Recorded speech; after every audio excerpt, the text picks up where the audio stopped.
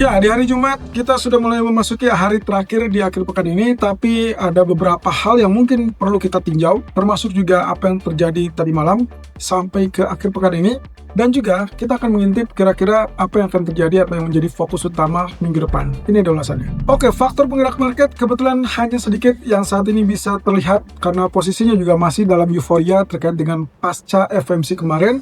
Kemudian ternyata ada data ekonomi terbaru yang menunjukkan relatif mendukung untuk pemangkasan ataupun pelonggaran kebijakan Fed kemarin. Termasuk juga mungkin ke beberapa waktu ke depan ya. Ini kaitannya dengan klaim pengangguran yang ternyata kembali melonjak. Kalau Anda ingat, minggu lalu angka ini sempat turun yang bisa dikategorikan cukup tajam ya. Bahkan dikategorikan turun sampai ke level terendah yang pernah terjadi di tahun 2022.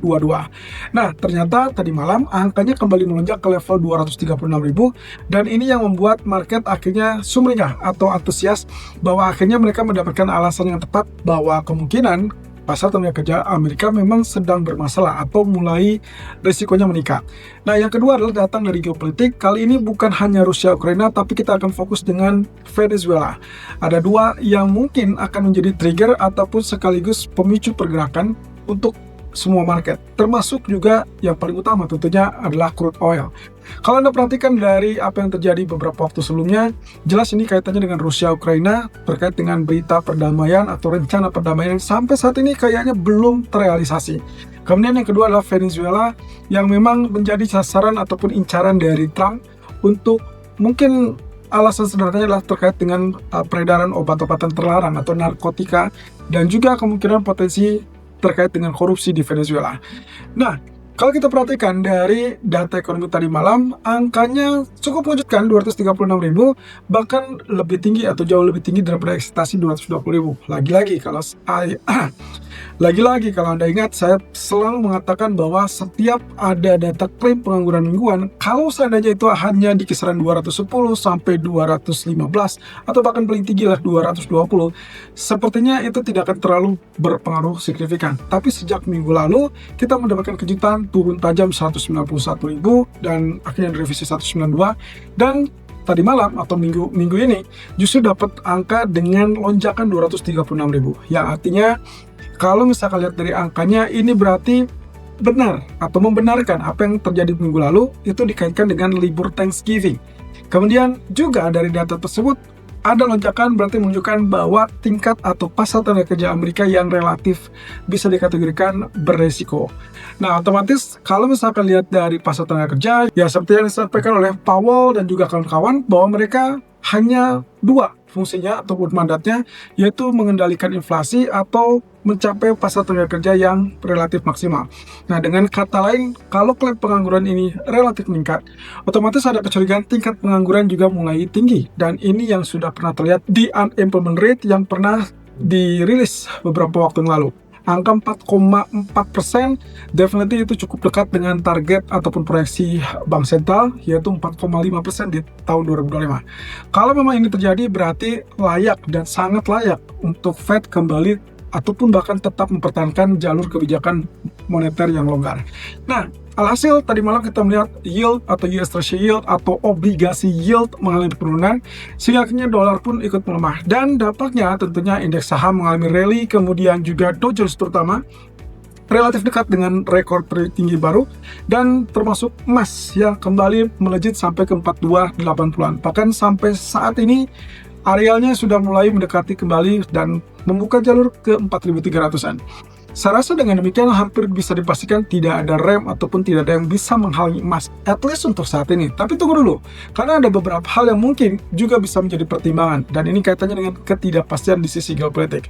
Oke, sudah bukan rahasia umum terkait dengan rencana perdamaian ataupun solusi perdamaian untuk Rusia Ukraina. Sampai 2 minggu terakhir kita sudah lihat betapa beratnya upaya-upaya dari Trump ataupun Amerika untuk mengakurkan kedua pihak. Nah, kalau misalkan lihat dari proses ataupun progres 2 minggu terakhir, kita melihat ada proposal perdamaian yang sebetulnya itu sudah disusun oleh Amerika, lalu kemudian diperbaiki atau revisi oleh Rusia, dan juga direvisi kembali juga oleh Ukraina. Jadi dua pihak sebetulnya sudah melakukan revisi dan disesuaikan dengan keinginan ataupun kebutuhan mereka. Nah, tapi masalahnya adalah minggu yang lalu kita mendapatkan kabar juga bahwa Ukraina sedang membahas proposal baru terkait dengan rencana perdamaian yang mungkin dikategorikan memberatkan Rusia. Nah, satu sisi salah satu poin yang memang sudah bukan rahasia umum adalah terkait dengan penyerahan wilayah.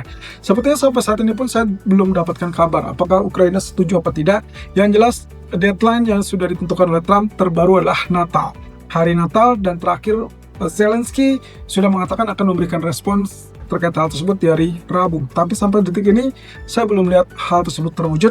Dan walaupun misalkan dikatakan bahwa Trump masih cukup optimis, tapi pada dasarnya status dari Amerika hanyalah sekedar menunggu dan ingin memastikan apakah keduanya sepakat atau tidak. Kalau sepakat, maka Amerika akan langsung mengirim perwakilan ke Ukraina dan juga ke Rusia dan untuk membicarakan perdamaian.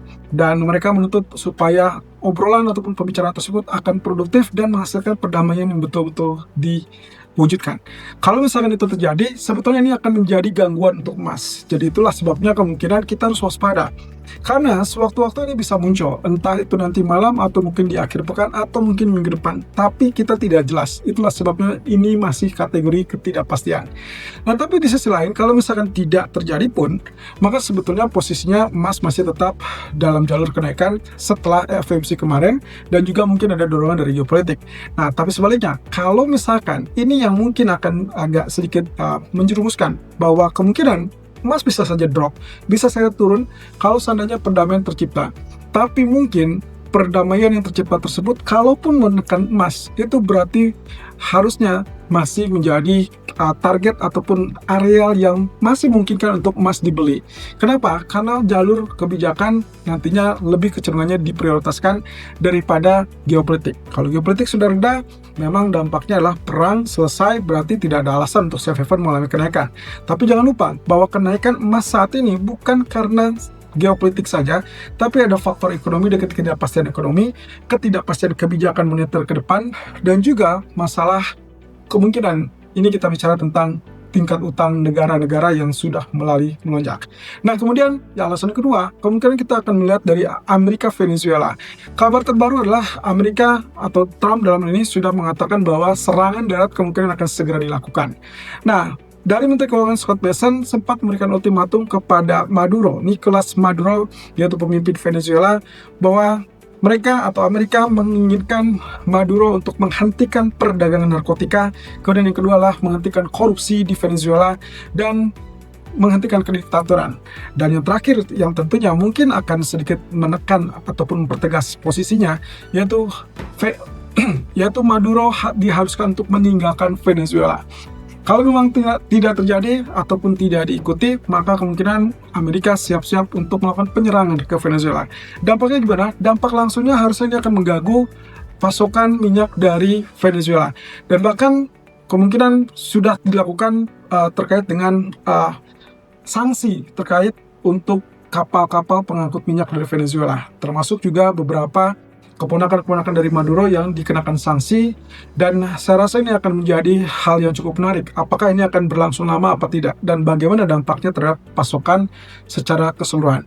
Kalau misalkan lihat dari harga minyak, jelas ini harusnya mengalami kenaikan, tapi kalau misalkan pun sudah reda, maka yang balik lagi yang saat ini masih dikhawatirkan terkait dengan harga minyak itulah oversupply. So, kita akan lihat ke depan apakah ini akan berhasil untuk membuat Venezuela kembali selesai, atau dalam arti ini adalah Maduro selesai, kemudian akhirnya juga didapatkan perdamaian dari Rusia Ukraina. Oke, yang juga agak lebih panjang lagi adalah terkait dengan ekonomi kalender hari ini.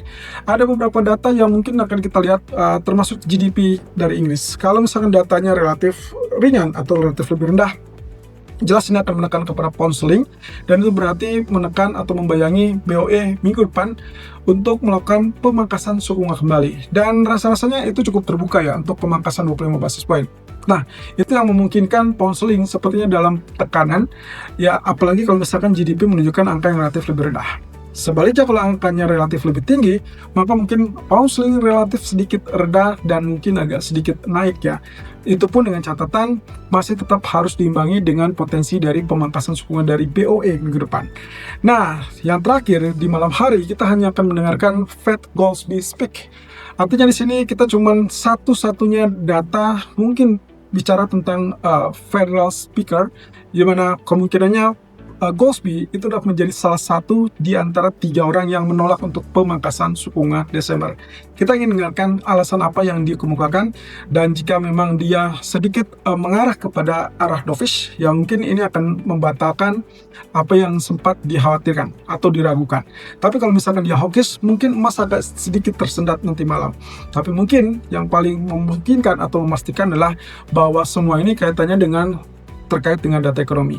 Nah, masalahnya adalah sampai tadi malam kita cuma melihat sampai klaim pengangguran mingguan. Mungkin saja Goolsbee akan memberikan respon terkait dengan data tersebut. Kemudian kalau misalkan lihat agenda minggu depan, kita belum terlepas dari data ekonomi yang penting dan juga beberapa rangkaian yang bisa menjadi sentimen penggerak market sebelum akhir tahun tentunya. Sentiment closely akan sangat bergantung dari nasib data-data tersebut minggu depan, dan itu kaitannya dengan non-farm payroll November dan juga CPI November yang akan dirilis minggu depan. Pertanyaannya adalah kapan dan bagaimana dengan NFP bulan Oktober dan juga CPI Oktober. Menurut kabar dari BLS, mereka tidak akan merilis data Oktober, sehingga kemungkinan data langsung muncul dengan angka bulan November. Apakah terjadi lonjakan atau terjadi penurunan? Kita tidak tahu. Tapi yang jelas, ini semua akan dikorelasikan dengan keputusan Fed di bulan Januari mendatang. Nah, kemudian BOE, giliran BOE dikabarkan akan melakukan pemangkasan suku bunga, dan sehari setelahnya itulah BOJ meeting. Gimana? Sampai saat ini, santer terdengar kemungkinan kabarnya adalah BOJ bisa saja menaikkan suku bunga.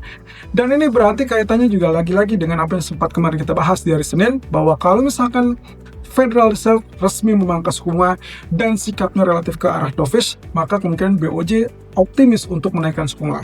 Tapi bisa saja terjadi kejutan ya, misalkan mereka menunda untuk menaikkan karena posisi GDP yang kemarin mungkin dianggapnya tidak terlalu bisa dikategorikan mungkin tidak terlalu mendukung.